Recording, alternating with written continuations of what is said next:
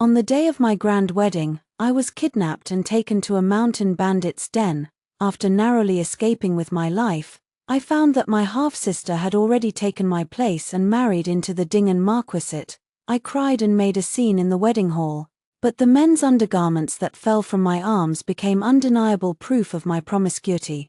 Amidst the scorn and condemnation, Gu Ijo stepped forward with difficulty and heartache, saying, "Xianxia, I believe you. But the Marquisate cannot have a tainted mistress. I'm afraid you'll have to bear this injustice." Thus, I became Gu Ijo's concubine. Yet a year later, when the general's entire household was executed, he locked me in a pig cage and sank me to the bottom of the river. If it weren't for the general's household helping me ascend to the heavens, a lowly woman like you, ridden by thousands, would disgust me at a mere glance. Now that the general's household has committed treason and rebellion, the entire family has been beheaded, only you remain. My stepsister ordered someone to tie a 1,000-pound stone to the pig cage, smiling with an innocent yet malicious expression. "Sister, you didn't cherish the bandit husband I gave you, insisting on returning to Sejusijo with such shamelessness. It's only fitting that you be sunk in the pond." My eyes were wide with rage, and I unwillingly breathed my last breath in the suffocating agony. When I opened my eyes again, I found myself back on the road after escaping the bandit's den. As I rushed into the wedding hall of the Marquis's mansion, the clamor abruptly ceased. My mother, seated in the place of honor, had tears of joy still glistening at the corners of her eyes. She looked up and met my gaze as I stood at the entrance. She froze in shock. "Xianxia, what are you doing here?" Her disbelieving gaze shifted between me and the direction of the bridal chamber, her face pale as she murmured, "If you're here, then who was it that just performed the wedding ceremony with Gu Ijo and was escorted into the bridal chamber?"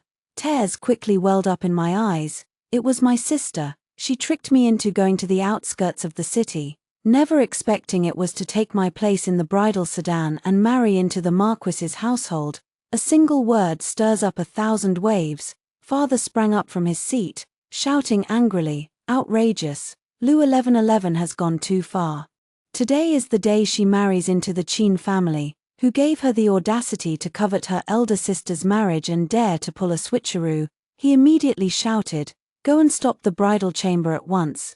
Tell Gu Ijo that the bride has been mistaken." The Dowager Marchioness, recovering from the sudden turn of events, was the first to speak up. "Father-in-law, mother-in-law, there must be some misunderstanding here. Our Marquis's household only recognizes Xianxia as the bride." No sooner had the words been spoken than a maid beside Lu 1111 stepped forward, holding a snow-white handkerchief. As the handkerchief was unfurled, the striking red stain on it left everyone present frozen in shock. The maid could hardly conceal her smugness as she declared, "General, Madam, and the Dowager Marchioness, my lady's purity has been given to the Marquis. She is now his woman." Less than the time it takes for an incense stick to burn had passed since they entered the bridal chamber, removing the bridal veil, drinking the nuptial wine, yet the entire process had been completed so swiftly. During the banquet, whispers immediately began to circulate. "What kind of affair is this? A concubine-born daughter openly snatches her legitimate sister's marriage, rushing to offer herself. She has no shame at all. I heard that the second daughter of the Lu family, a concubine-born daughter from the general's household, was already betrothed to the merchant Qin family. She must have looked down on him for being a merchant, deceived her legitimate sister, and now she's become the Marquis's wife herself. That's not right. Though the bride was switched, we didn't know. But how could the Marquis not have realized when he lifted the wedding veil?" The person who said this was immediately silenced. Everyone exchanged glances. Their expressions varied. Father was furious, pointing directly at the old lady of the Hu family. "Old madam, don't tell me your son is blind, unable to recognize his own bride, or perhaps he had a hand in switching the bride." The old lady of the Hu family looked flustered. "My dear-in-law, this is a grave injustice.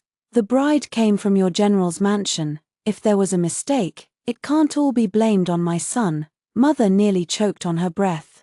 Throwing the porcelain bowl beside her directly to the ground and ordering the matron behind her, "Go fetch 3 feet of white silk and arsenic." and send them to the bridal chamber for Lu 1111 to choose. No, you can't, Aunt Yang, who had been lurking furtively at the door for a long time, screamed as she rushed in. She fell to her knees with a thud, wailing loudly in front of everyone. Madam, my 1111 is pure, kind, and gentle. It was the eldest young lady who missed the auspicious hour herself. My 1111 was forced into the bridal sedan only to avoid delaying the imperial marriage. She sacrificed herself to protect the entire general's manor. Yet you, for the sake of your own daughter's reputation, want to have my 1111 killed. How cruel your heart is. What a forced bridal sedan. I sneered inwardly. Aunt Yang waited outside the Marquis's residence for at least half an hour. If she claimed to have no knowledge of the bride substitution, I wouldn't believe it even if I were beaten to death. Just then, the steward of the general's mansion hurried over. Master, madam, the Qin family's wedding procession has arrived and is waiting at the gate of the general's mansion. However, we have searched the entire estate and cannot find the second young lady. Of course, they couldn't find her. She had already entered the bridal chamber of Marquis Dingen and hastily completed the wedding night. Father and mother's faces were extremely grim. Lu 1111 deliberately had the maid bring out the blood-stained handkerchief to let everyone witness that her purity had been given to Ji Yuizhou. There was absolutely no possibility of her marrying into the Qin family now, although the Qin family were merchants and held a low social status. Much of the grain and fodder that her brother had used to guard the border in recent years had come from the Qin family. Father values gratitude the most, which is why he agreed to the marriage between Lu 1111 and the Qin family. Lu 1111 was unwilling, so she colluded with the bandits, kidnapped me, and took over my marriage in my place. If I couldn't escape, I would only face humiliation and death. Even if I managed to escape, I wouldn't be able to preserve my reputation, whichever it may be. By tomorrow, the legitimate daughter of the Zhenghua general's mansion will become the benchmark of wantonness throughout the capital. In my previous life, I broke a leg, dragged myself through the mud, and barely escaped with my life. I believed Lu 1111's reason for marrying into the Marquis's mansion in my place was to protect the general's mansion, but she tore my clothes, and the moment a man's undergarments fell from my waist, the malice of everyone pierced me like needles. I became a slut despised by everyone, from the esteemed legitimate daughter of the guardian general's mansion. I was reduced to a lowly concubine even the servants looked down upon. To ensure Ji Yuizhou would treat me well, my father supported him step by step as he climbed to the center of power. At that time, I had no idea that this man, whom I had poured my heart and soul into and saw as my salvation, had long been secretly involved with Lu 1111, and she was already pregnant with his child, even colluding with mountain bandits to put me to death had his involvement. His feigned affection for me was only to wait for the right moment to completely destroy the general's mansion.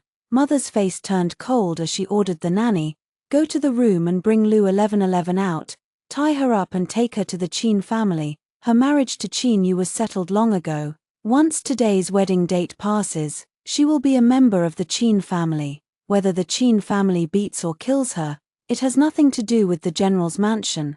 Concubine Yang pushed the nanny aside, grabbing father and crying out, "General, 1111 is also your own daughter. Since she and the Marquis have already consummated their relationship, please let them be together." Moreover, she gave me a malicious glance. The general's mansion doesn't have only 1111 as a daughter. The Qin family's favor, if 1111 can't repay it, naturally someone else can step up.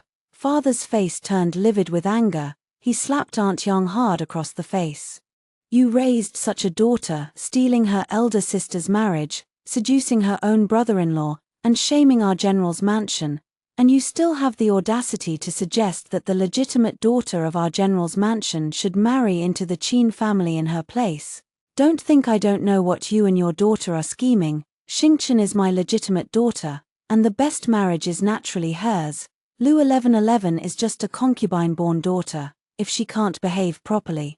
Don't blame me for disregarding our father-daughter bond. Even if the Qin family were to drown Lu 1111 in a pond today, I would still drag her there." Mother pulled Yang Yinyang aside. "Someone, drag Yang Inyang back and lock her in the ancestral hall to sober up properly. Yang Inyang wailed as if the heavens and earth were shaking, being forcibly dragged away. Immediately, someone sneered, "What a scheming mother and daughter pair. So audacious as to seize the marriage of the legitimate elder sister and marry into a noble family in her place, utterly shameless. Indeed, it's exactly the kind of lowly thing one would expect. General Lu truly has had misfortune befall his household."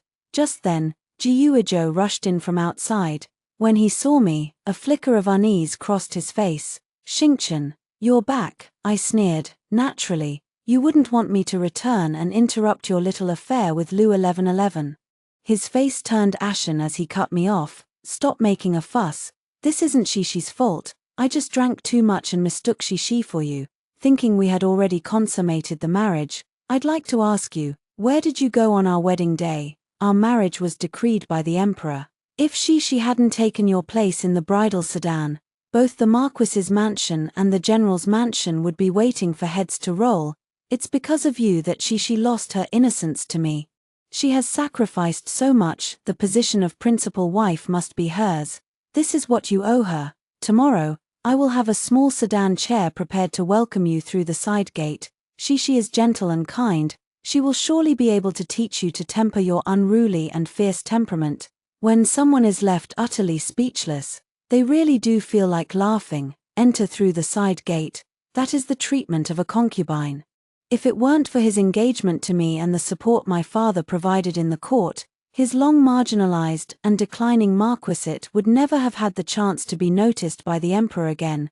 How dare he have the audacity to suggest that I, the legitimate daughter of the Zhenghua general's mansion, should become his concubine? In my previous life, I was framed by them and failed to see their true nature. In this life, he isn't even worthy of tying my shoelaces. Father," furious to the point of laughter, said, "Lord Dingen has quite the nerve. After a few days of good living, you've forgotten the taste of a fallen family. Would you like me to help you recall it? To have my legitimate daughter serve as your concubine? Have you drunk so much that your mind is addled and your eyes blinded? You can't even tell whether your own wife is human or a ghost. A man like you, always eyeing what's in the pot while eating from the bowl, is utterly unworthy of my Xianxia."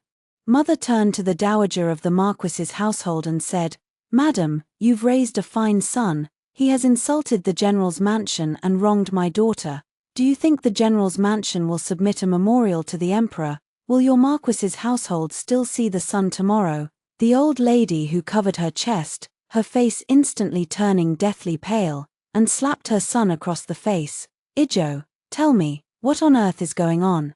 Were you also involved in today's substitute marriage?" Before Jiuizhou could speak, Lu 1111 ran out, clutching her thin dress. Tearfully, she cried out in grievance, "Sister, why would you harm me like this?" Before anyone could react, they heard her wailing loudly, "Last night. It was you who told me that you weren't done having fun and had no intention of marrying the Marquis. You even said you'd fallen for the bandit leader from Nine Abyss Peak, that you loved his wild, domineering ways.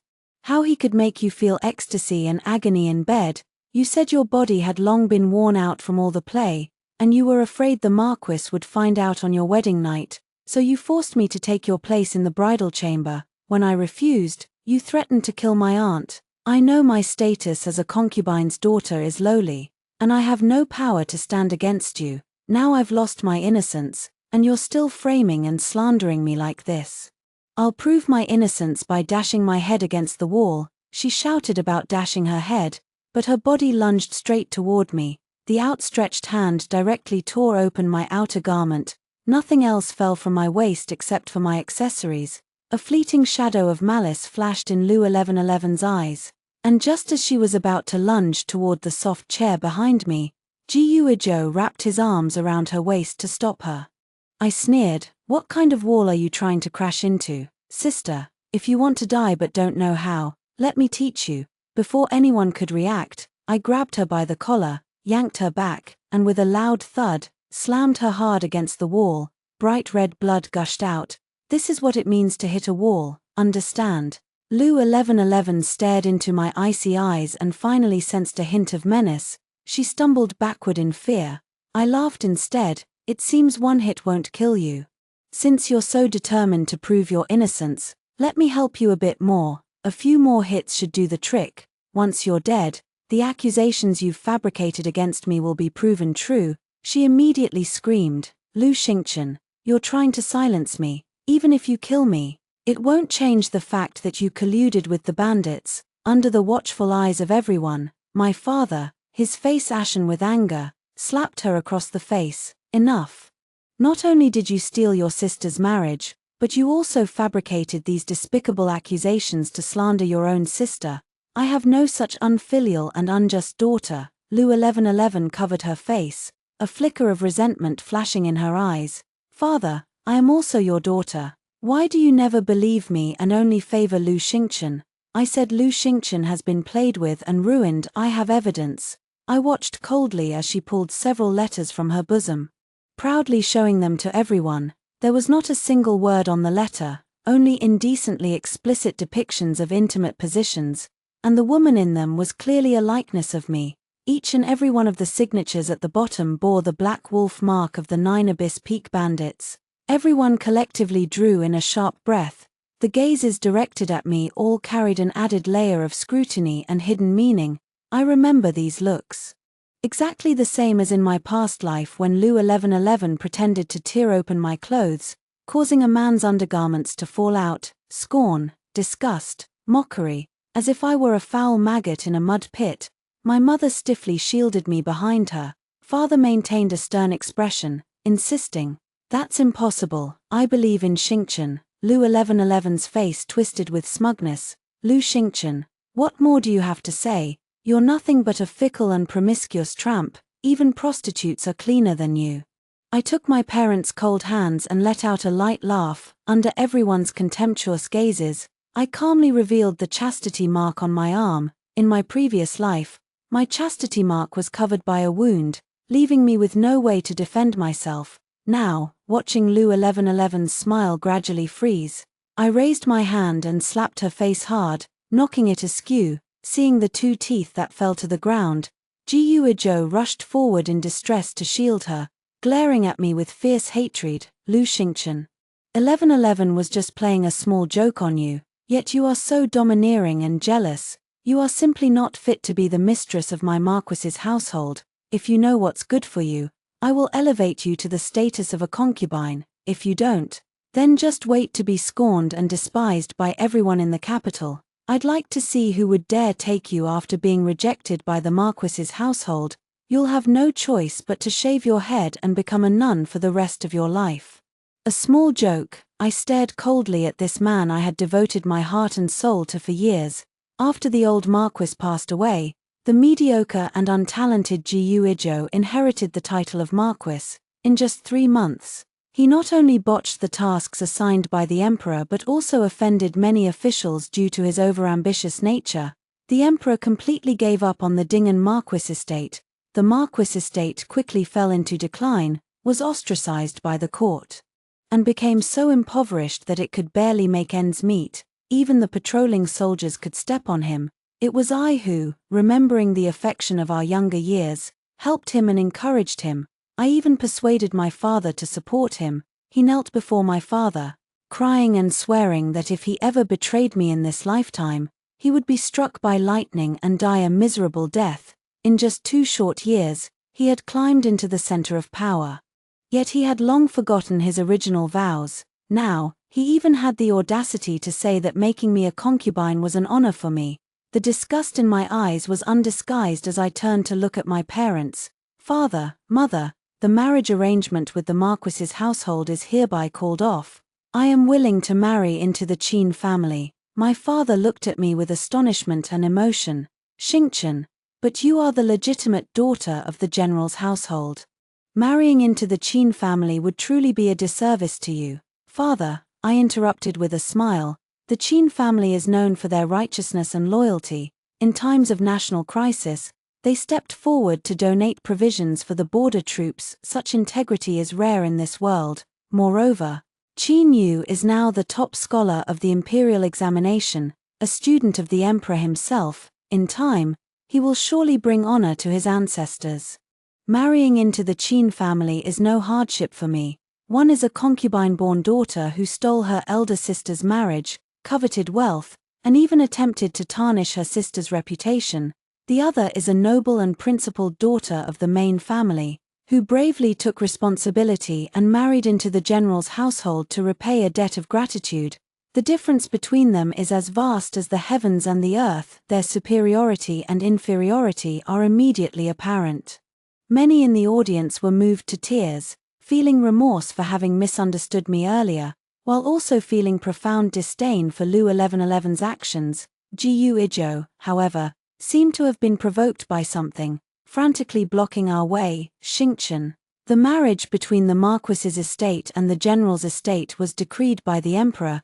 1111 was brought into my home with a grand wedding procession as my lawful wife, but I never said I wouldn't marry you, if you leave today. It will be the general's estate that defies the imperial decree. Mother gritted her teeth in anger. The emperor's decree was for the legitimate daughter of the general's estate to be the wife.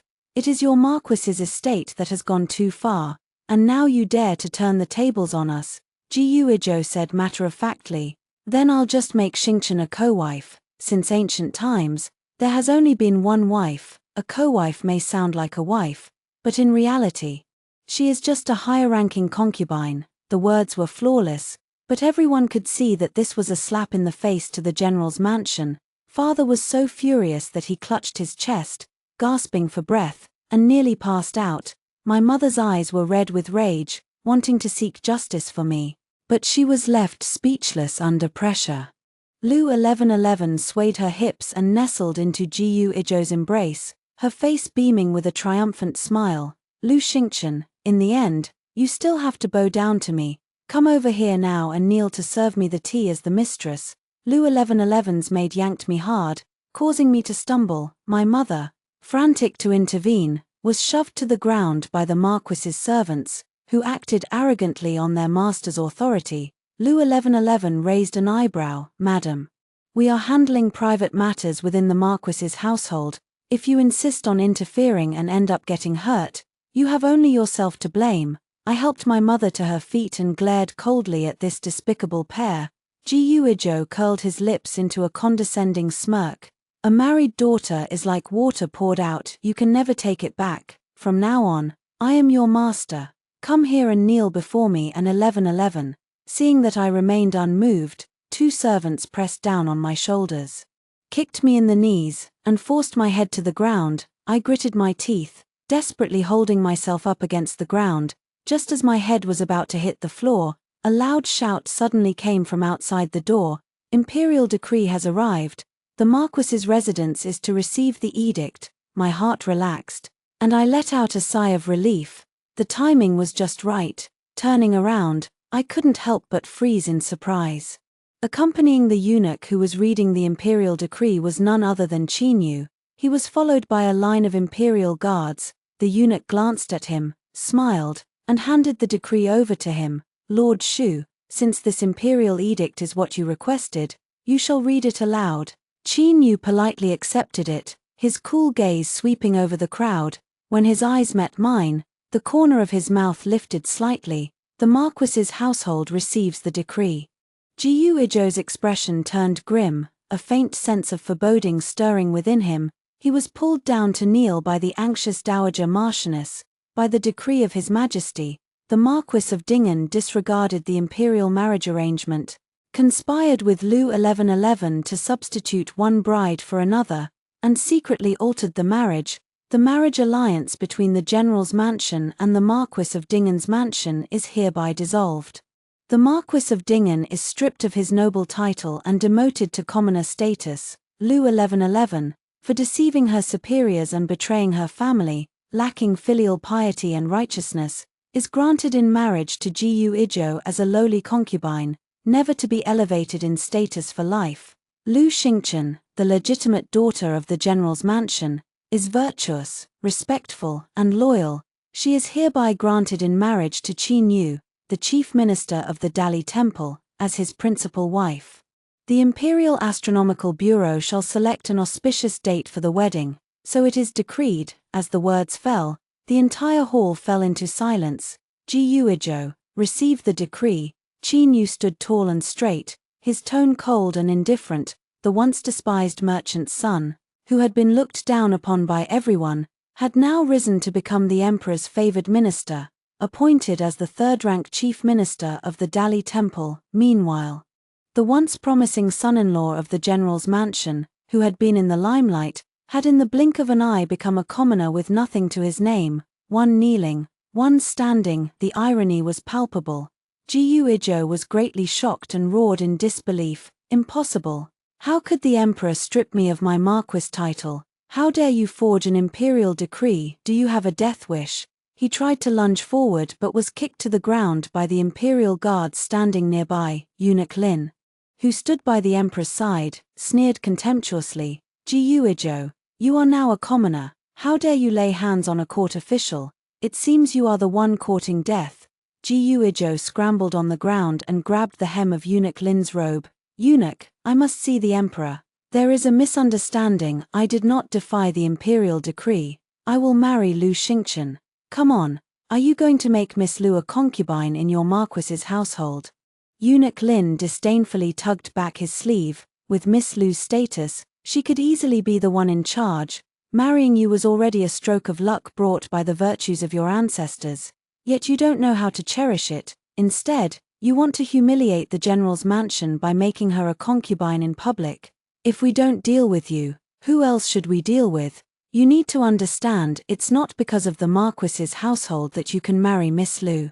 It's because she is willing to marry you that the marquis's household can bring honor to its ancestors. Someone as clueless and foolish as you, who doesn't even realize it, deserves to see the marquis's household ruined in your hands. He glanced at Lu 1111 hiding behind Jiuizhou, clicked his tongue, and muttered, utterly foolish. After speaking, he nodded to his father and turned to leave. As soon as the others left, Lu 1111 cried out and threw herself at Jiuizhou. Husband, I don't want to be a lowly concubine. You promised me you'd make me your proper wife, that you'd love only me for the rest of your life. The old lady who was so furious that she slapped her across the face with a sharp crack. It's all because of you, you shameless wretch. You seduced my son, driving him mad enough to abandon the proper daughter of the stars and marry you. You sly vixen, now it's all over. My son has lost his marquisate, and the marquis's estate is gone. Yet all you can think about is the position of the principal wife. You troublemaker who brings ruin to the family. Get out of here. Even if I have to risk my old life, I will never let you step through the doors of my GU family. Lu 1111 was crying, her face covered in tears, as she collapsed into Jiuizhou's arms like a boneless heap. After all, she was the woman he loved, so he spoke up in her defense. Mother, I won't give up on 1111, no matter what. Our marriage is known to everyone in the capital. If you drive her out now, you'll be taking her life. If she doesn't leave now, she'll be the death of me. The dowager marchioness pulled the hairpin from her head and pressed it against her throat. It's this lowly vixen who has brought ruin upon our marquisate.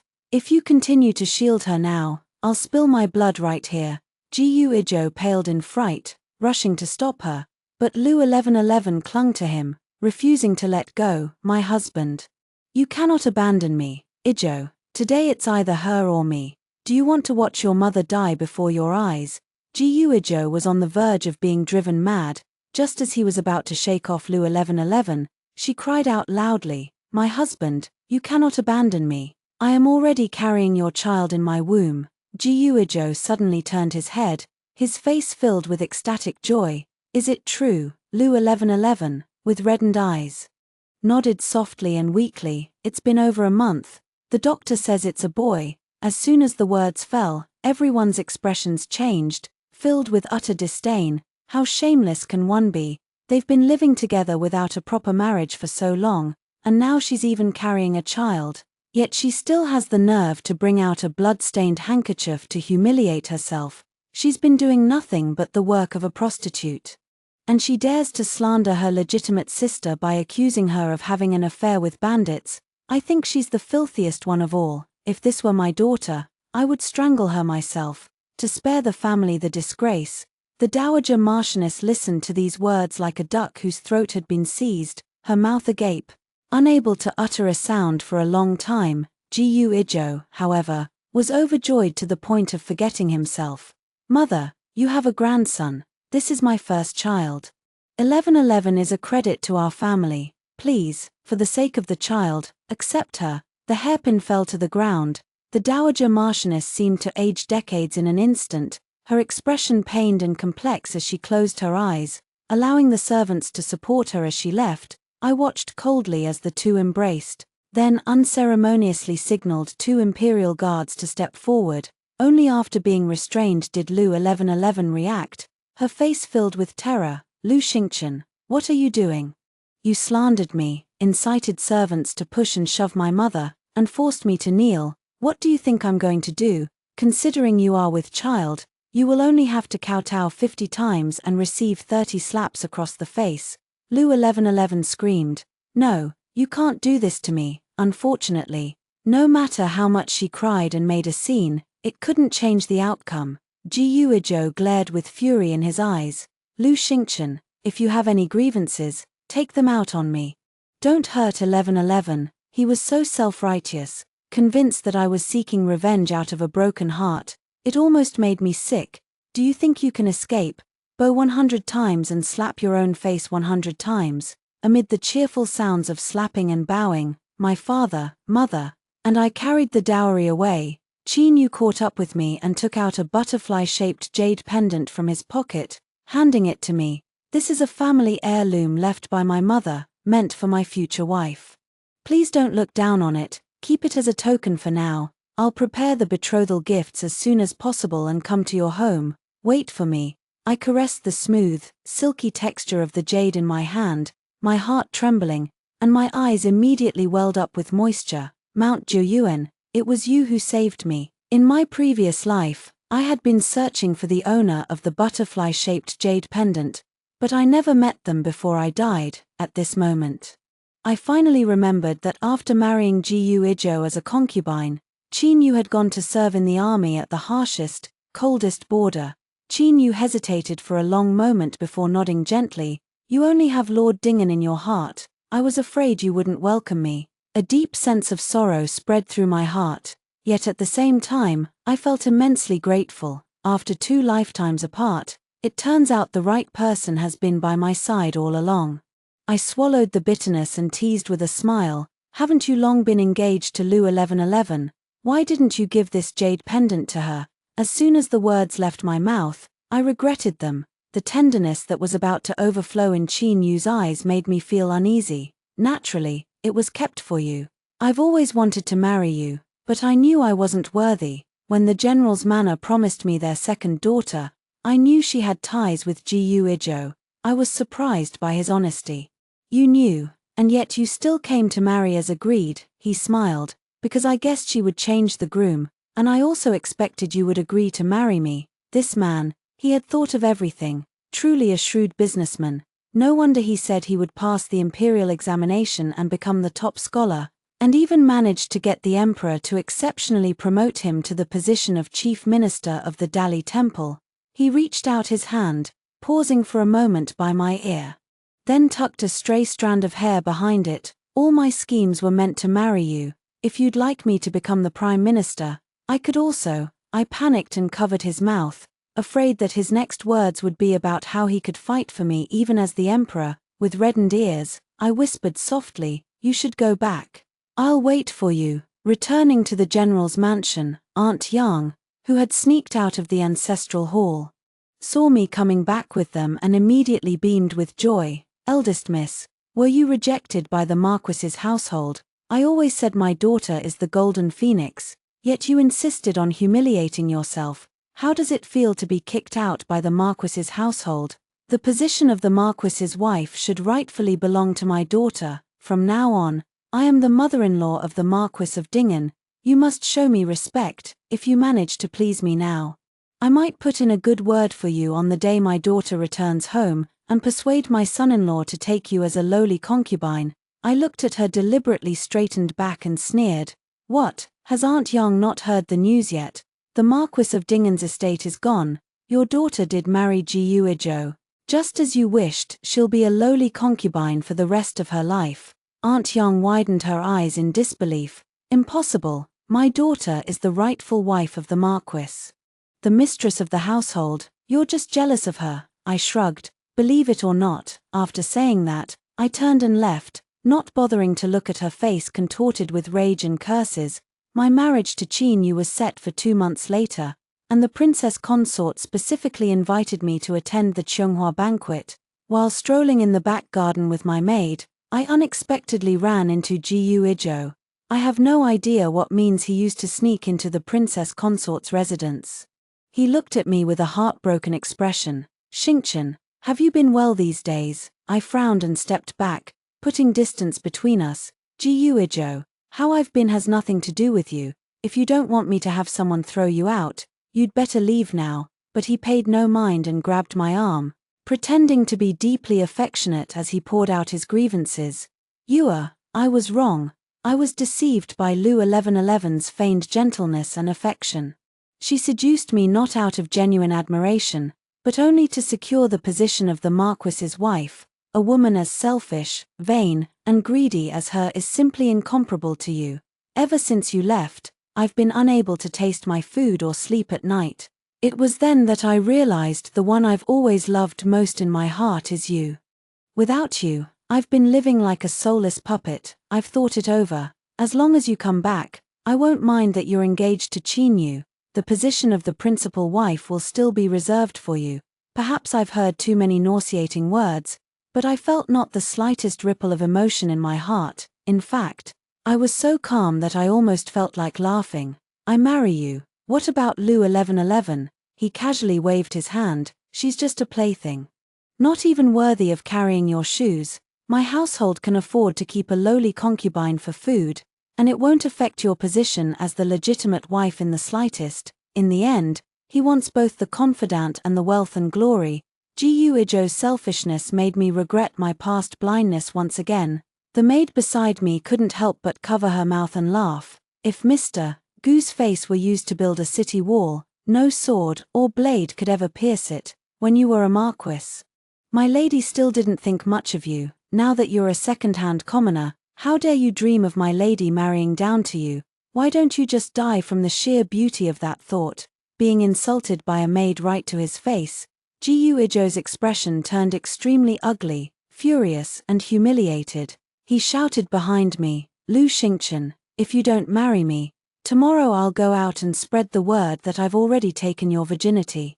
Let's see if Qin Yu still wants a used woman like you. My face turned cold, and I was about to angrily retort when Jiyu Ijo's collar was suddenly grabbed from behind. Before he could even scream, he was pushed headfirst into the nearby lotus pond by Qin Yu. Your mouth is so foul, young Master Jiyu. Let me help you wash it clean. The pond water bubbled and gurgled, then quickly fell silent. Only when Jiyu Ijo's limbs went limp did Qin Yu release his grip and pull him out of the water.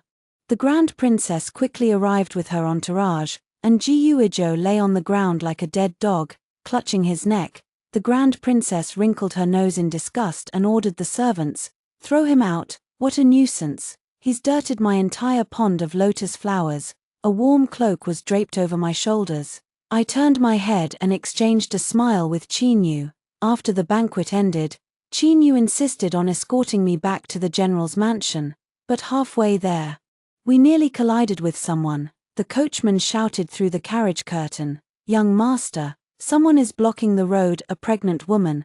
After Qin Yu gently reassured me, he spoke up, "If there's someone in the way, take a detour. First, escort Miss Lu back to the general's mansion." The coachman hesitated before speaking.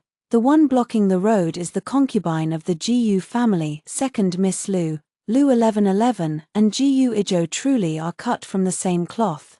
No sooner had Jiyu Ijo finished his insincere act with me than Lu 1111 came to pour out her longing. "Master Qin," she called out in a sweet, delicate voice from outside. Seeing Qin Yu come out, she approached him with teary eyes and a pitiful expression. Qin Yu took 2 steps back. "Miss Lu, please speak directly. I have important matters to attend to." She twisted her handkerchief, looking both humiliated and broken. "I know you will never forgive me. I came today to tell you that I had no choice. On the wedding day, my sister didn't want to marry Gu Ijo, so she drugged me and forced me to switch bridal sedans. When I woke up, Gu Ijo had already taken my innocence. I wanted to end my life. But I couldn't bear to watch you be deceived by Lu Xingqian's vicious facade and marry a venomous woman. If that happened, I wouldn't be able to rest in peace even in death. Her face was streaked with tears. The one I've always admired is you. The man I wanted to marry is you, but I know I have no right to face you, and I dare not hope to marry you. I only wish you happiness for the rest of your life. Lu 1111's acting skills had always been impressive. Back in the general's mansion, she had fooled many people with this very talent. She thought herself unbeatable, but Qin Yu was the exception. My throat is about to go hoarse from shouting, and the chilly water on the handkerchief is about to lose its effect. Unable to squeeze out any more tears, yet Qin Yu remains completely unfazed. The look in his eyes, like that of a clown, made her grow even more rigid with anxiety. Qin Yu forced a smile that didn't reach his eyes. Miss Lu, you claim that Gu Ijo violated your innocence on your wedding night. But this belly of yours couldn't possibly have been the result of that night. Lu 1111's face paled for a moment, and just as she was about to say something, a figure rushed out. Accompanied by a furious roar, Gu Ijo grabbed her hair, his eyes wide with fury. You wretch, haven't I treated you well? How dare you go out and seduce men? Lu 1111 cried out in protest. But Gu Ijo was in no mood to listen. He was left in a sorry state, thrown out of the princess's mansion, humiliated by everyone's ridicule, and could no longer hold his head high. All of this began because he married Lu 1111, this woman, thinking of the past glory and looking at the current downfall. He was so enraged that he completely lost control, throwing punch after punch at Lu 1111. It's all because of you. My marquisate is gone. Xingqian has abandoned me, and you dare to betray me. I'll beat you to death, you fickle, shameless woman. He didn't know how long he had been hitting her until Lu 1111 no longer had the strength to even cry out in pain. Only then did Gu Ijo suddenly snap out of it, jolted by the blood continuously flowing from beneath her. Qin Yu, afraid of dirtying my eyes, left the coachman to find a doctor and escorted me back to the general's mansion himself. Not long after, the news spread throughout the capital that Gu Ijo had beaten his concubine to death in the street, and the very next day after he was imprisoned, he was poisoned to death in his cell. The murderer was none other than concubine Yang, who had bribed a prison guard to mix a large amount of arsenic into Gu Ijo's food. By the time the officials found her, she had already hanged herself in a thatched hut. A month later, Qin Yu and I were married in a ceremony personally presided over by the emperor. After marriage, we had a son and a daughter, and Qin Yu treated me with unwavering devotion for 10 years. In this lifetime, the rest of my days will be smooth and untroubled. After hearing the first story above, what are your thoughts? Feel free to share your opinions in the comments section. Next, there is another similar story. Let's continue to see. The shifting tides of the court transformed me from a wealthy young lady into a courtesan at the Spring Breeze Pavilion. When the new emperor ascended the throne, my exiled brother was summoned back to the capital and entrusted with important responsibilities. When he saw me, my brother advised, "A woman's reputation is of utmost importance. By disgracing the family in this way, you should take your own life to preserve your honor." I felt a mix of anger, sorrow, and resentment. Instead of confronting those who harmed me, you come to pressure me. I will not take my own life. He looked at me with disappointment. You are too foolish. I have no sister like you. My sister is dead, so be it if I'm dead. He is no longer my brother. I was only 9 years old when I first stepped into the Spring Pavilion.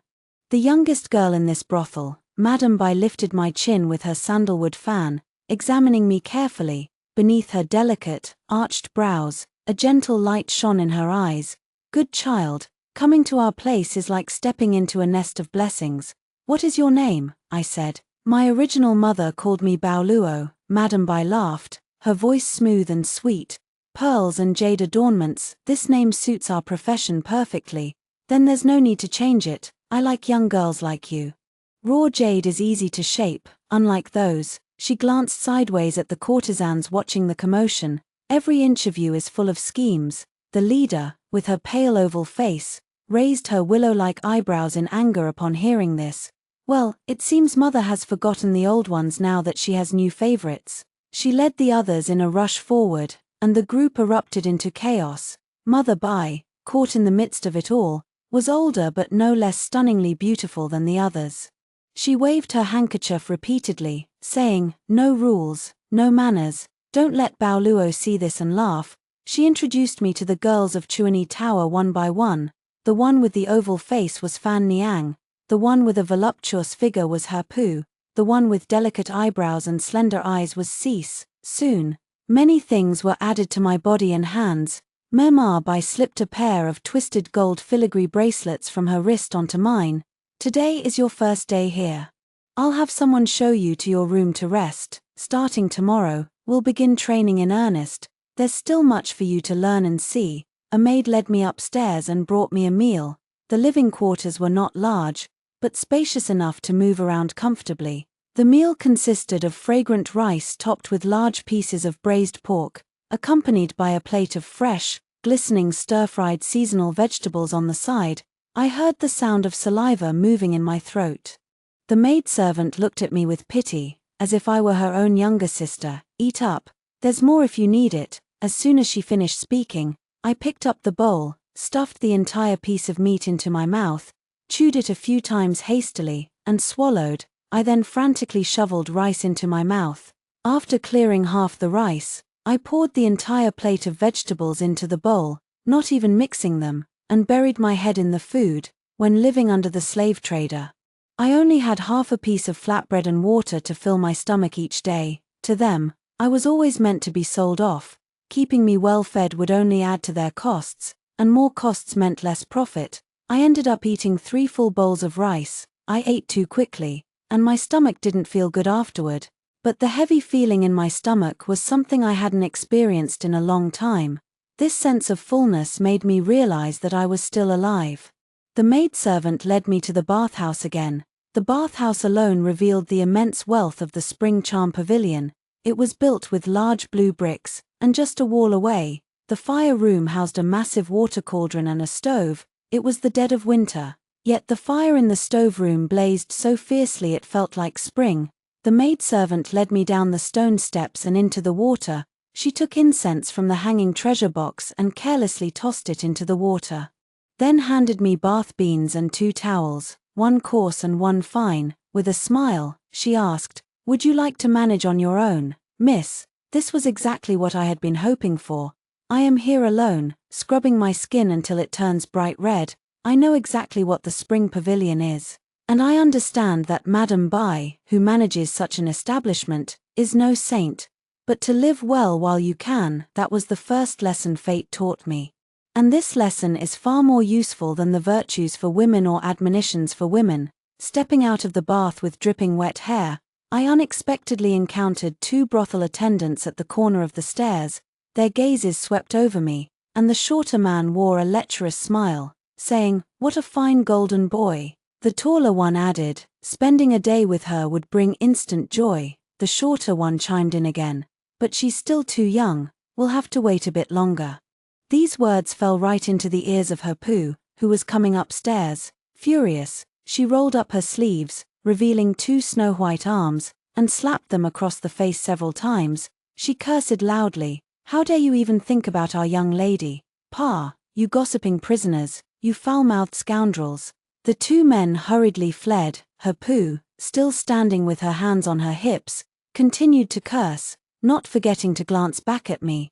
"Don't you understand what they were saying? You just stood there like a block of wood, letting them talk about you." How could I not understand? The phrase is missing the character, and is missing the character. They're saying I'm too young to handle this.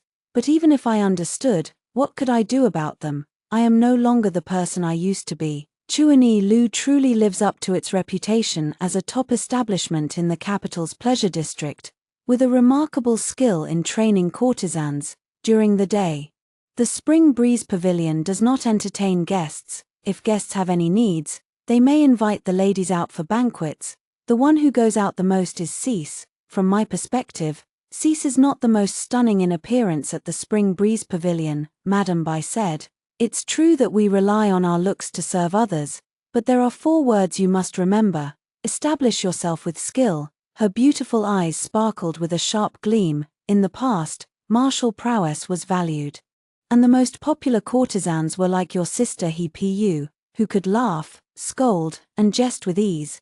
But now, it's the era of the literati. Cease is filled with poetry and prose, and her ability to compose linked verses is unparalleled. In our Spring Charm Pavilion, aside from her, no one else possesses such a skill. Bao Luo, what would you like to learn? I shook my head and said, I'll leave it to you, madam, to decide. Madam Bai ultimately chose the peeper as my instrument. Spring Intent Tower is wealthy and powerful, and Madam Bai is willing to invest generously. She made it clear to me that I didn't have to start entertaining guests early. Once I mastered the peeper and fully matured, with my looks and talents, there would be no shortage of suitors.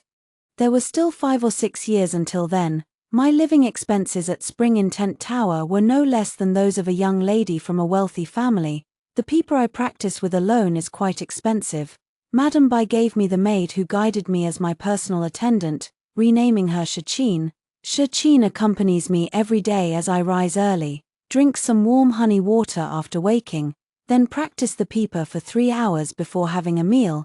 There is a dish of crystal fish balls, white as jade, so tender they cannot be picked up with chopsticks. Another dish is lotus leaf steamed pork, fragrant, crispy, and tender, oily but not greasy. After eating, one must walk for a while in the garden's long corridor before taking a short rest. After the hour of wei, a specialized makeup artist teaches me how to style my hair and how to outline on my own face a makeup that captivates men. At night, the Chuani Tower is brightly lit, with its doors wide open to welcome guests from all directions.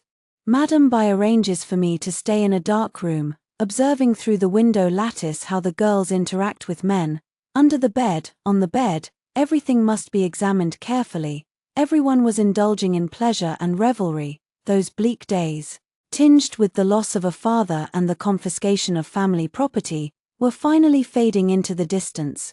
Many officials would come to the Spring Intent Pavilion to enjoy themselves, these beasts in human clothing.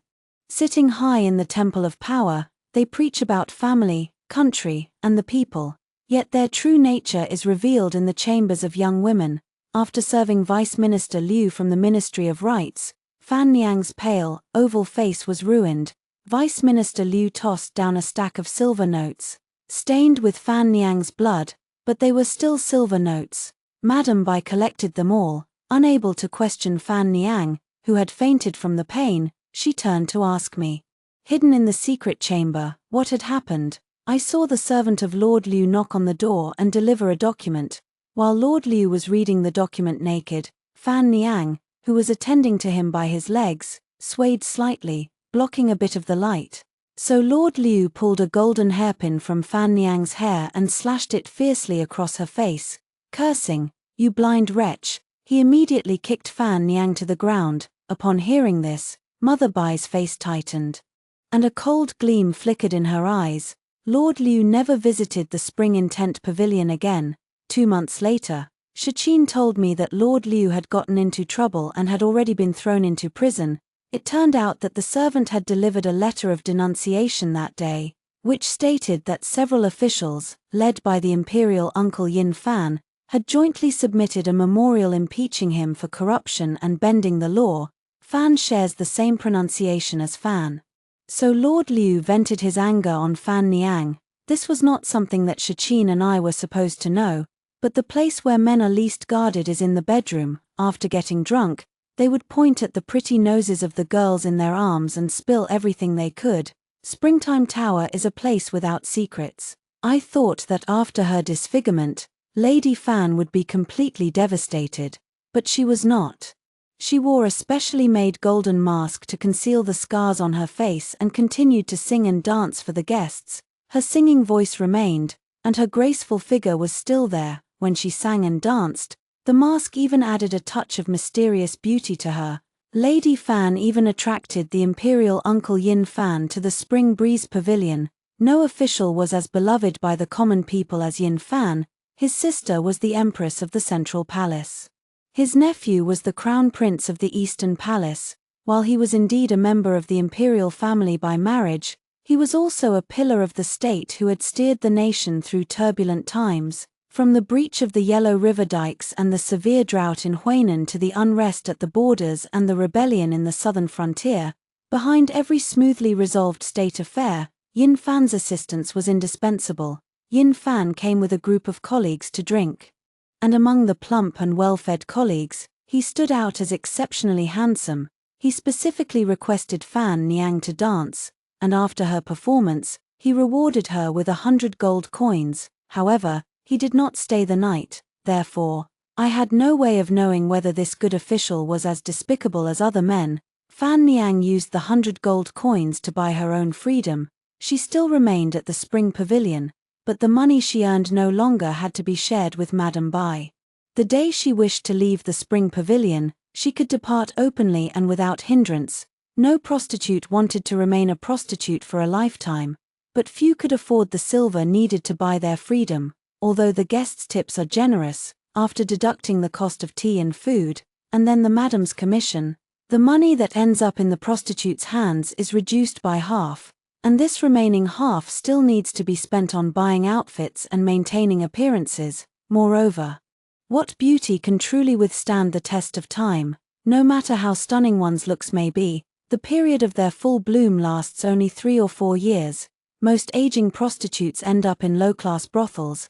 The prostitutes there require no skills, nor do they need to buy clothes or jewelry. They cater to a constant stream of butchers, oil sellers, carriage drivers. Meanwhile, their former patrons now embrace younger, fresher-faced prostitutes. Xiqin said that after Fan Niang, Hepu was the most likely to redeem herself. Hepu had the fiercest temper and was the most stingy with money. She had only a few pieces of jewelry and clothing, and fearing that regular customers would notice, she often borrowed clothes from other prostitutes. Xiqin said with certainty, if she didn't want to redeem herself, why would she treat herself like this? I didn't say a word. Xiqin was sold to the Chuani Pavilion by her parents, and she had 4 younger siblings below her.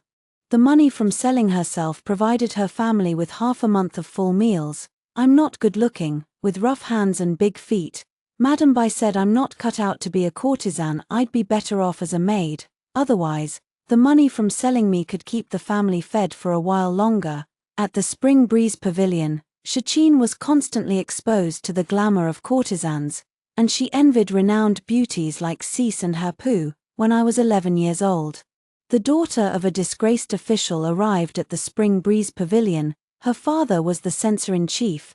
During the emperor's birthday celebration, he brought up an old case again, pleading for the innocence of Kong Lingqing, the main culprit in the Yellow Register case, and demanded a retrial of the matter. The emperor was furious and sentenced him to be beheaded at the Meridian Gate as a public example. Before his execution, he cried out that heaven was unjust, calmly offering his neck. This stirred up discussions among the onlookers. Those in power would not appreciate his integrity. They only saw him inciting the people. Thus, his family was implicated once again because of his actions, repeating the story of the Kong family. Children over the age of 15 were executed, while those under 15 boys were exiled into slavery, and girls were sold into prostitution. Mother Bai renamed the daughter of the disgraced official as Zhuiying, pairing it with my name, Bao Luo. Pearl Tassel was exceptionally beautiful. Her features were delicate and lovely, with arched brows and a straight nose. As she stood in the main hall of the Spring Pavilion, tears falling one by one, it was hard not to feel a sense of pity for her. But her luck was not good. She is already 14 years old and can start receiving clients.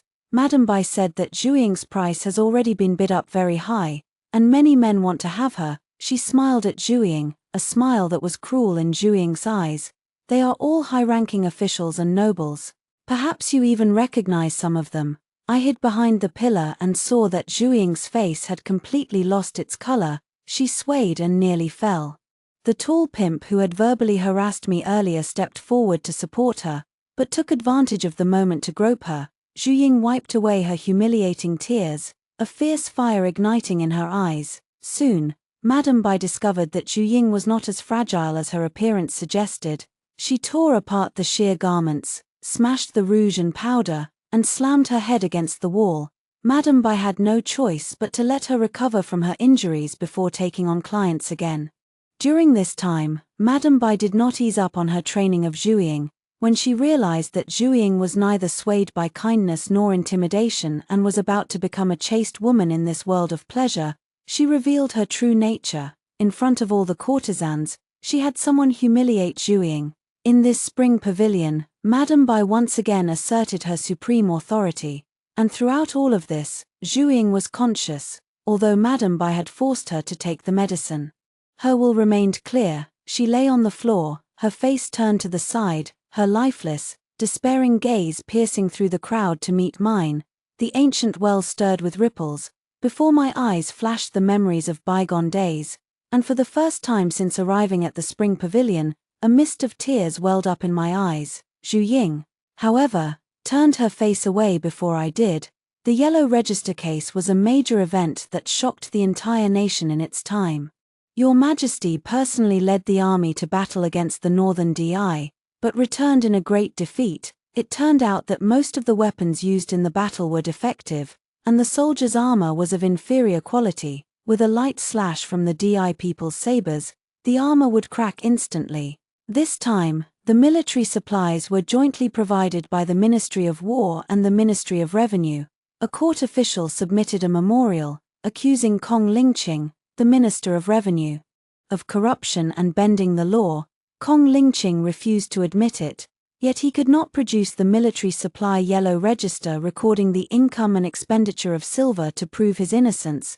During the confiscation of his family's property, 3 million taels of silver were discovered in the Kong household. The late emperor once bestowed upon the Kong family a plaque honoring them as pillars of the state, which has now become a mockery.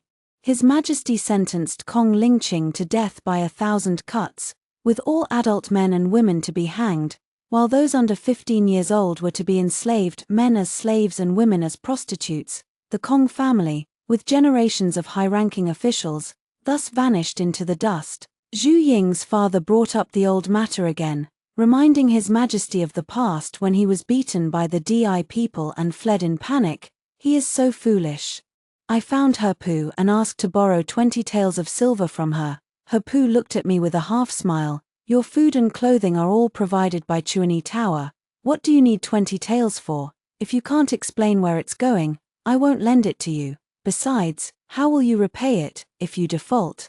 It's not like I can eat you. I thought for a moment and knelt down before He Pu. He Pu was startled, then immediately furious. Bao Luo, are you trying to shorten your aunt's life?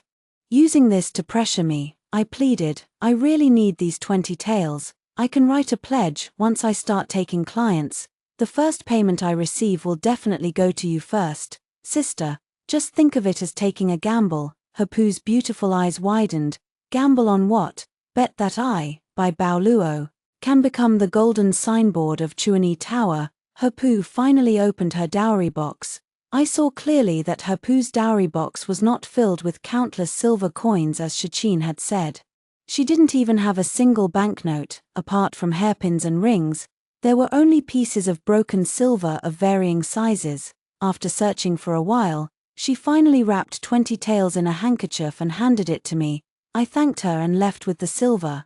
I gave the 20 taels to the workers helping in the kitchen. This was the price they had agreed upon with me earlier. Collecting a body from the mass grave costs 5 taels, setting up a grave costs 5 taels, and lighting a long burning lamp in the temple costs 10 taels. I know that these silver taels will definitely be skimmed off, but I don't care, as long as they can let Zhu Ying rest in peace. She still died. Mother Bai successfully crushed Zhu Ying's will. Zhu Ying's first night was like a thick piece of meat, and Mother Bai had to bite it off to feel at ease. The Spring Charm Pavilion had its own methods to make Zhu Ying feign virginity. This time, Zhu Ying pretended to submit. When the guest entered the room, she smashed the wine jug, picked up the largest piece of porcelain, and drove it fiercely into her own temple. Blood gushed out and pooled on the ground, and she died on the spot. With her death, she made Madame Bai suffer a major setback. Madame Bai had to use various means to barely appease the guests, and was forced to return the money she had already taken. She hated Zhuing so much that she refused to even provide a straw mat. Ordering the body to be thrown into the mass grave, there are plenty of stray cats and dogs there, and when they see a corpse, their eyes gleam with a green light. I dreamed of Zhuing again. In the dream, she wore plain clothes with long hair, smiling gently at me under the sunlight. When I woke up, I found the pillow beside me was already cold and damp. I have known her for a long time, when no one was around. I would call her sister-in-law, she would blush, turn her back to me, and say, "If you keep talking nonsense, I won't pay attention to you anymore." I wasn't talking nonsense. Her father and my father were close friends, and she was betrothed to my elder brother before they were even born. I have always longed for us to grow up quickly, so that she could marry over and live with me every day, enjoying the flowing wine and winding streams, making incense and drinking tea. This is a past I deliberately chose to forget. I am the daughter of Kong Lingqing. As I grew older, Mother Bai allowed me to perform on stage. She asked me to veil my face with a light gauze and sit by the window to perform for the guests. Occasionally, when the weather was suitable, the gauze would be lifted by the wind, allowing guests in the right position to catch a glimpse of my true appearance. The fleeting glimpse successfully piqued the guests' curiosity. The name of Bao Luo, the girl from Chuanyi Tower, began to spread, and the imperial uncle, Yin Fan, became a regular at the Spring Breeze Pavilion. When he rewarded Fan Niang, he was full of vigor and confidence, but now he has grown desolate. He would come alone, asking Fan Niang to dance a few pieces for him, and sometimes he would have me play a tune on the pipa. While Fan Niang and I danced or played, Yin Fan would hold his wine cup, smiling self-mockingly, the very image of a man in despair. Some say Yin Fan has already lost the emperor's favor. His sister has aged and lost her beauty. The emperor hasn't set foot in the central palace for a long time. The crown prince is of average talent, with neither literary nor military skills surpassing those of the third prince, who was born of a concubine. Mema Bai drove the gossips out of the Spring Charm Pavilion. She made it very clear, no matter how noble the person is, crushing us is easier than crushing an ant. Therefore, the entire Chuanyi Lu continued to treat Yin Fan with the same courtesy and attentiveness as before. Despite his disappointment, Yin Fan remained very generous with his spending. Thanks to him and a few other guests, I finally had some silver in my hands. I found her Pu and returned 3 times the original 20 taels of silver. She weighed the money bag and laughed. "So it turns out I underestimated you." Her Pu did not avoid me and opened the dressing case again. This time, the dowry was even worse than the last. Not even a single piece of broken silver. Several more months passed, and the top scholar of the kingdom was announced after the palace examination. For a time, banquets large and small were held continuously. Madame Bai was so busy she barely had time to touch the ground, yet the smile never left her face. She was genuinely happy. With large sums of silver flowing like water into her pockets, she probably could have laughed herself awake in her sleep. Her Pu chose this moment to bring up the matter of buying her freedom. Madame Bai was furious, no longer as accommodating as she had been when Fan Yang sought to redeem herself.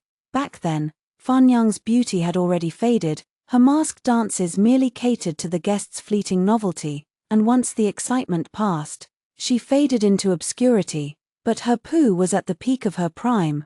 Bai's mother doubled the price for Fan Niang's redemption. In truth, there was no need to double it. Even at Fan Niang's original rate, Pu couldn't afford it. She had scraped together a total of 100 taels of silver, 60 of which I had returned to her, still kept in the purse I had given her. Bai's mother glanced at it disdainfully, then raised her hand and slapped Pu, spitting out, "This little money isn't even enough to send a beggar away. If you want to buy your freedom, come back when you've saved up enough. If you can't gather the money, stay right here and don't go anywhere. Otherwise," her sinister tone suddenly reminded me of the methods that Zhuing had once endured. Her Pu did not resort to her usual noisy antics, calmly wiping the blood from the corner of her mouth. The determination in her gaze made no one dare to underestimate her. "Madam, the money I've earned for you is enough to redeem 10 heapers. This 100 taels is all I have left. I've met a good man, so I beg you to show mercy, my dear husband." "Bah, which despicable scoundrel blinded your eyes?" Mother Bai cursed loudly, Hapu's lips moved, slowly uttering a name that left everyone dumbfounded. Xianxia, the new top scholar, Xianxia. He is naturally intelligent, writes excellent essays, and is said to have a photographic memory. However, his family is poor, and before passing the imperial examination, he was merely a humble oil peddler wandering the streets. I think I know why Hapu's dowry is so simple. Reading has never been something that children from poor families could afford. Buying books, hiring renowned teachers, and traveling to take exams, each of these requires financial support. I have never seen Xianxia at the Spring Breeze Pavilion. Previously, while performing for guests, I overheard them chatting, saying that the top scholar Xianxia had a great air about him and was difficult to invite. Given his current status, he no longer lacks the money to come to the Spring Breeze Pavilion. He cannot come. If he came, he would see how Hapu sells her flesh in exchange for gleaming silver. Madame Bai snapped back to reality, a mocking expression in her eyes. Hapu, you are a prostitute. Among Xianxia's colleagues, many are your patrons. His chief examiner is none other than Lord Lu, the one who took your virginity. If he truly cared for you, he wouldn't have made you redeem yourself with 100 taels of silver. Stop dreaming. He and you are from two different worlds. In the complete silence of the room, Hapu spoke up again. Mom, I only beg you to let me go. She was like a warrior, and also very much like a gambler who had lost everything, betting all she had in a desperate attempt to turn the tables. Mother Bai stared into her eyes and gave her verdict. You will come back. Finally, Hapu left the silver, removed the pearl hairpin, let the shawl and sleeve fan fall to the ground, and walked out of the Spring Intent Pavilion empty-handed. The moment she pushed open the door, I saw the sky darken and a storm rage. In my 6th year at the Spring Intent Pavilion, one day, Madame Bai suddenly said, Bao Luo, you have grown up. I never misjudge people. Among all the children in the Spring Intent Pavilion, you are the most obedient. I understand what she meant. She sold my first night for a good price. I thought that night would become the longest night of my life, but it wasn't. The path of life is too long and too muddy, filled with suffering everywhere. Enough to keep one awake through the long night. My guest is a wealthy merchant from Lingnan. He was quite generous, rewarding me with a peck of pearls. His hair and beard are all white. If he had a granddaughter, she would likely be around my age.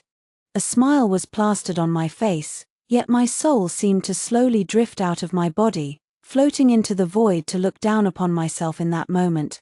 Bao Luo, passive, humiliated, clinging to life in disgrace. I suddenly thought of my mother. She did not join the others heading to the execution ground. She took her own life when our home was raided. Before she died, she had wanted to kill me as well. She opened the golden scissors used for embroidery and aimed them at my throat. Frightened, I fled far away. Time was running out, and the shouts of the soldiers were already ringing in my ears, so she turned the scissors on herself. I watched her fall into the pool of blood, her eyes filled with pity as they gazed at me. My mother had foreseen the fate that awaited us after the family was raided, knowing that leaving me in this cruel, unforgiving world would only lead to my being trampled upon. After the wealthy merchant from Lingnan, I received several more guests. Madame Bai said that I needed to secure a steady patron, cling tightly to him, and drain him dry until not a single drop remained, squeezing every last bit of oil from his bones. At first, I hadn't thought of Yin Fan, but Yin Fan often requested me to go out with him, and since others were unwilling to have much contact with him, I ended up being implicated as well. Fortunately, Yin Fan was generous with his money, so Madame Bai could at least find some comfort in that. Serving Yin Fan was easier than serving others, requiring less mental effort. He always insisted I play the pipa, one tune after another, without saying much to me. Sometimes I played for so long that the pipa went out of tune, yet he never seemed to notice. He would just hold his wine cup, lost in deep, troubled thought. Most importantly, he never touched me. I once thought about asking the other courtesans at Chuani Pavilion who had previously entertained Yin Fan if they were the same as me. But then I found such behavior particularly amusing. The fact that he didn't touch me was already a tremendous blessing for me. Everyone has secrets, and the more you know, the more dangerous it becomes. While I earned silver for Madame Bai, my own dowry gradually grew richer. Xiaqin knew my family background well. She had asked me before whether I wanted to save up money to buy my freedom and leave the capital, or if I intended to stay in this profession for the long term. By long term, she meant becoming a madam, just like Madam Bai. I said I didn't know. Xiaqin stamped her foot anxiously and said, "My dear, you must plan for your future early. The good years are only a few." She had already styled her hair in the manner of a married woman, and her husband sold mutton at the morning market. Xiaqin sliced the cooked mutton into pieces at the morning market, each slice a perfect circle. She wrapped them in fresh lotus leaves before selling them to customers. The stall was filled with the refreshing fragrance of lotus leaves, and there was no trace of the mutton's gamey odor. Business was excellent. After I began receiving guests, I obtained Xiaqin's deed of servitude from Madam Bai. Now, she is a respectable commoner's wife. I hope that what I cannot do, Xiaqin can accomplish. The new maid who came to take care of me was not as considerate and attentive as Xiaqin, so Xiaqin often returned to Chuanyi Tower to see me. This time, I earnestly told her, "You know how easily men can be swayed. Do not come to Chuanyi Tower anymore. Do not be lazy. Anyone can sell mutton. But pay attention to learning your husband's skills in slaughtering and cooking sheep. Only by having your own abilities can you avoid relying on others." Xiaqin's eyes were slightly moist. "Miss, when I first saw you, you were only 9 years old, like my little sister. Now when you speak, you sound more like an elder sister." I smiled at her. People always change. People have been talking a lot lately about the marriage of the new top scholar, Shen Yunxing. His wife was a woman of noble lineage. This wedding swept through half the capital. Shen Yunxing, dressed in a red robe, sat atop a tall horse, smiling and acknowledging the cheering onlookers amidst the sound of drums and music. The bride's dowry followed at the end of the procession, so lavish it left people in awe. The heartless man rode through the streets on horseback. Enjoying a moment of unparalleled glory, Hepu did not return to the spring pavilion as Mother Bai had said. A few days ago, she hanged herself in the city god temple. My current maid, who once served Hepu, told me that Hepu and the oil seller had been childhood sweethearts. Their village was struck by disaster, and all their parents and relatives perished, leaving the two of them to rely on each other for survival. The oil seller wanted to study, so Hepu sold herself. Step by step heading toward a place of disgrace, she died of despair. I still remember how Hepu cursed and carried herself with authority when I first entered the Spring Charm Pavilion. If only she could have stayed that way forever. The grave of Hepu was erected beside Zhuiying. After a rain, many green grasses sprouted in front of both graves. Life just goes on like this. At Chuanyi Tower, I am no longer a young girl. Many young, beautiful, and vibrant faces turned toward me, their full lips parting gently as they softly called me sister. 5 years after Hepu's death, Shen Yunxing was executed. The underestimated crown prince ascended the throne, and officials aligned with the third prince were purged, including Shen Yunxing, whose wife was the third prince's cousin. I poured a pot of fine wine in front of Hepu's grave, and it quickly seeped into the muddy ground. Drinking in Hepu is a truly delightful experience. As the new emperor's maternal uncle, Yin Fan once again became a pillar of the state. There are rumors that the crown prince was able to ascend the throne smoothly because Yin Fan, who had been lying low, helped him stage a palace coup. He frequented the pleasure quarters to lull his opponents into a false sense of security. Who knows? What we ordinary people can see is a new emperor bringing a new atmosphere. Some people were executed, some were released, some were promoted, and some were dismissed. Additionally, case files were reviewed, and several old cases were reopened for retrial, including the Yellow Register case. In the autumn of the second year of Yangping, an imperial decree was issued declaring Kong Lingqing, the former Minister of Revenue, innocent, and his son was allowed to return to the capital. When this news reached my ears, I was pouring wine for a guest. My hand trembled, and the wine splashed onto the guest's outer robe. The guest said it was nothing, but he kept moving closer to me. That nauseating feeling returned. My cheeks were burning hot, yet I continued to serve, hearing them say, "The Kong family has been a prominent clan for centuries, and their wealth is still substantial." if we don't confiscate their assets, how will we make up for the deficit in the national treasury?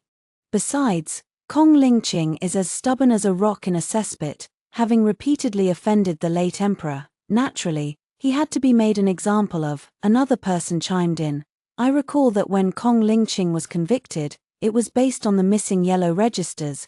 Where did those registers go? The man I had just splashed with wine had a glint of sharpness in his eyes as he remarked playfully, "There are those who have been thieves for 1,000 years. But none who have guarded against thieves for 1,000 years. The reason the yellow register is called the yellow register is because its cover and binding must be made of yellow paper soaked in the juice of the amur cork tree. Only then can it effectively repel insects. As for the military supply yellow registers from the Ministry of Revenue, they are coated with orpiment on the surface of the paper, and the cotton threads used for binding are soaked in sugarcane juice and honey water. Yellow registers made this way are far more susceptible to insect damage than other copies. By the time they are inspected, they have long since turned into a pile of dust. What could possibly remain after a gust of wind? So that's how it is." The crowd burst into laughter. Kong Lingqing holds a high position. How could he understand the usual tricks of petty officials? Even in the underworld, he'd likely remain a confused ghost. The current emperor was suppressed too harshly by his predecessor. So he now does everything in reverse. When he says Kong Lingqing is innocent, he's actually saying the previous emperor was wrong. A son opposing his father. The imperial family truly follows the same pattern. They spoke so bluntly, not bothering to avoid the courtesans present. Courtesans are like tables, chairs, kittens, or puppies utterly lowly. Who would ever be wary of a courtesan? Who would deliberately keep their conversation from a courtesan's ears? My stomach churned violently. And I could no longer hold the wine cup, collapsing weakly to the ground as I began to vomit.